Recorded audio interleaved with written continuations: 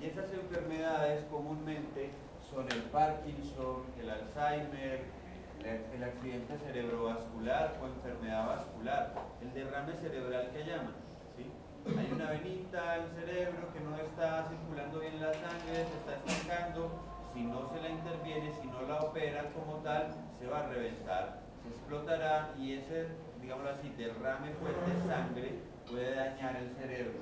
Y esta es otra enfermedad entonces bien común acá. Corea del Huntington, entre otras enfermedades. Uno no tiene que saber nada de estas enfermedades porque no somos médicos, pero sí mínimamente ven aquí, por ejemplo, la importancia de que durante la evaluación, durante la anamnesis, se pueda indagar por los antecedentes médicos. ¿Qué enfermedad médica tiene usted? Bueno, efectivamente, Parkinson, Alzheimer, entre muchas otras enfermedades que puede tener alguien. No somos médicos, pero ya sabemos por qué preguntamos por los antecedentes de enfermedades médicas, porque esas enfermedades pueden causar a su vez enfermedades mentales o trastornos mentales, por ejemplo como estos. En ese sentido entonces, estas enfermedades, estos trastornos cognitivos no son muy comunes ni en niños ni en adolescentes, sino sobre todo en ancianos. Son los ancianos los que suelen padecer Parkinson, Alzheimer, accidente cerebrovascular, Huntington, todo ello.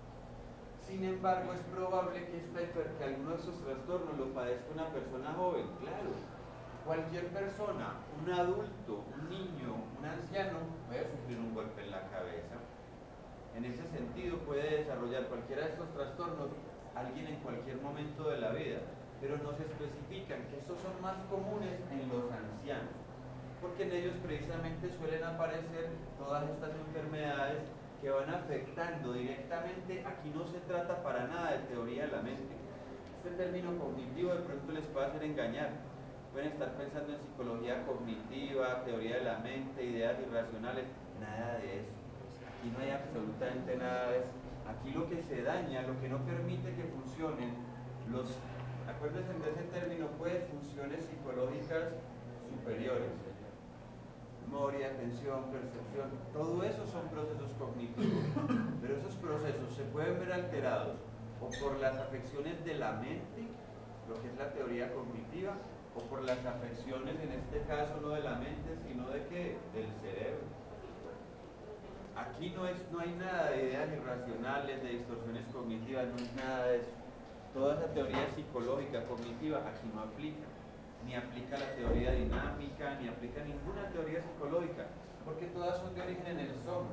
En este caso, todas estas enfermedades, Parkinson, Alzheimer, todo esto que va a afectar, va a dañar directamente el cerebro. El cerebro y sus órganos, aquí les sirve mucho más el enfoque neuro, que les va a decir que el cerebro tiene áreas, entonces el área del lenguaje, el área de la motricidad, el área de la memoria. Pues yo no lo estoy dibujando como eso, obviamente, ¿cierto? Pero ustedes ya saben que aquí todos estos trastornos implican como tal una afección directa del soma, no hay nada psicológico. Aquí cuando se ve, por ejemplo, en todos los trastornos van a ver que está comprometida la memoria, pero en ninguno de estos trastornos el olvido es un olvido defensivo, como el que teorizamos en psicología dinámica, como el que se habla en humanismo. No es que se olvide, por ejemplo, el nombre de la hija y quién es la hija porque produce vergüenza quién es la hija.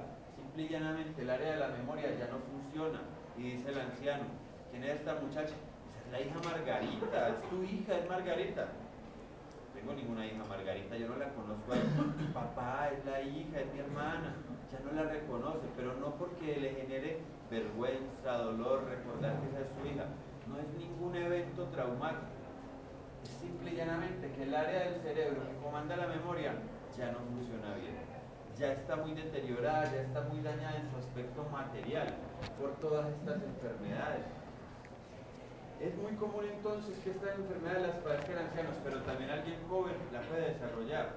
Un boxeador, por ejemplo, que constantemente recibe golpe en la cabeza, y el ejemplo más claro de Parkinson era precisamente Mohamed Ali, el gran boxeador. Él no estaba ya viejo cuando sufría Parkinson, pero de tanto golpe en la cabeza, de tanto golpe en la cabeza, se va creando trauma craneal. En ese sentido desarrolla este tipo de enfermedades, de patologías.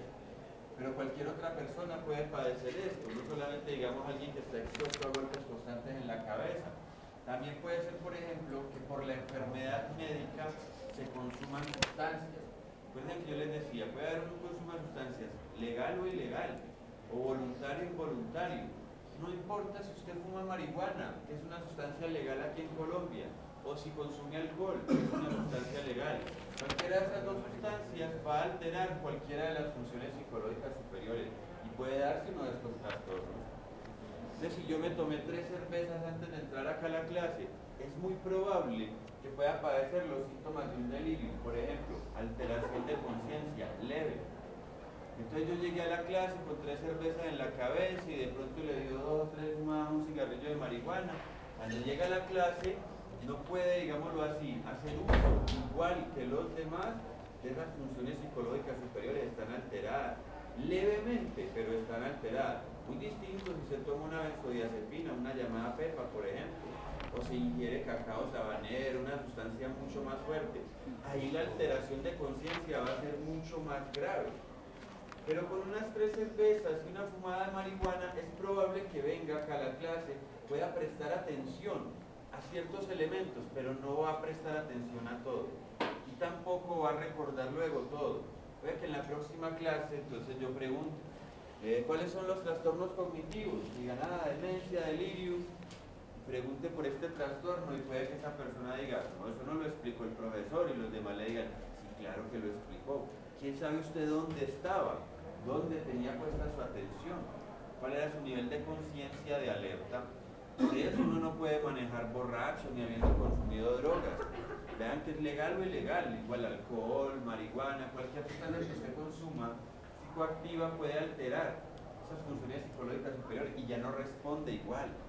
Mientras está manejando, se le arrima otro carro, ya no va a reaccionar igual, los reflejos no son los mismos. La capacidad de centrar, de focalizar la atención, se puede ver alterada. Entonces una persona joven puede padecer este trastorno cuando ha consumido una sustancia por puro placer. Consumió cerveza, consumió marihuana, consumió aguardiente. En ese sentido ya no es la misma la relación con la realidad. Su nivel de conciencia, de atención, está levemente disminuido. Eso mismo le pasa a un anciano con estas enfermedades. Asimismo, no solamente se trata del consumo de sustancias recreativas. Esto aquí es, digámoslo así, lo menos fundamental. Porque aquí lo más importante es el consumo de sustancias que el mismo médico le va a mandar a la persona para la enfermedad que tiene. Es decir, puede ser tanto la causa, la enfermedad que tiene, como el medicamento que está tomando para esa enfermedad. Por ejemplo, las personas que tienen Parkinson consumen unos determinados fármacos, pero esos fármacos van a producirles alguno de estos trastornos. Si la cura para esta enfermedad alivia los síntomas de esta enfermedad, pero causa los síntomas de otra. Un efecto secundario que no era deseado, pero que en este caso es necesario. ¿Qué es más importante? Que no tenga estos síntomas o que el Parkinson no siga dañando más áreas del cerebro. Tiene que consumir medicamentos para esta enfermedad, para que no se deteriore más. Pero esos medicamentos van a hacer que aparezcan estos trastornos. Pero siempre que haya un delirium, obligatoriamente va a ser una baja en la acetilcolina. Este es un punto de vista que dan muchos neurólogos, muchos psiquiatras. Yo no soy el más experto en eso, esas son las teorías de ellos. ¿Sí? Desequilibrio de sustancias, que ya no produce tal o cual sustancia. Esos son efectos de consumir algún fármaco o de la propia enfermedad. ¿Sí? No podría yo decirte que siempre sea eso, me imagino que hay otras sustancias comprometidas. Yo en este punto declaro mi ignorancia, porque yo de las funciones del cerebro como tal, conozco lo más básico. Ahí están las funciones psicológicas superiores. Y esas funciones, para que digámoslo así, operen correctamente, requieren que el cerebro esté en buen estado. Pero el gran problema es ¿cuál? Que este tipo de enfermedades y las sustancias que consumen para tratarlas van a alterar el funcionamiento del cerebro. Ustedes dejan de producir esa sustancia o la producen en demasía y otras sustancias más que están comprometidas allí. porque esas funciones psicológicas, esos procesos cognitivos, dependen de eso, del órgano material del cerebro y del funcionamiento químico del mismo, sustancias como neurotransmisores, todo ello. Aquí obviamente pues entonces, como dijimos ahora, no hay nada psicológico, no hay ningún olvido defensivo, nada de eso. Son problemas del cerebro causados por todo esto. También cuando se deja de consumir cierta sustancia, se puede dar una alteración en esos procesos. La abstinencia, por ejemplo, en un alcohólico, cuando un alcohólico deja de consumir alcohol, se produce lo que llaman el delirium tremens. Y esa persona entonces, hasta que no vuelve y consuma alcohol, su cerebro, su psiquismo y por tanto su conducta no funciona bien. Al alcohólico incluso cuando comienzan los procesos, a él mismo le inyectan alcohol en la sangre en pequeñas cantidades para que el cerebro, digámoslo así, se estabilice. De hecho ellos lo hacen, digamos, de una manera un poco más, ¿cómo decirlo?, vulgar. Normalmente en la mañana un alcohólico no desayuna, un alcohólico se toma un aguardiente, una cerveza y así se va niveladito. Que si no se toma el aguardiente ni la cerveza, comienza a temblar, comienza a desesperarse, su pensamiento es distinto, no puede concentrarse. Para iniciar el trabajo en las mañanas, se toma un aguardiente y una cerveza. Okay, eso no es lo que llaman síndrome de abstinencia. Por eso precisamente, entonces, ¿qué es el síndrome de abstinencia? Que dejó de consumir la sustancia, pero el cerebro, el organismo, todo ya está habituado a esa sustancia. Si no la consume ya no funciona bien. Como cuando, por ejemplo, entonces en la adicción a las drogas que no son tan fuertes como el alcohol, drogas como la marihuana, se altera, por ejemplo, el reloj biológico y un montón de procesos.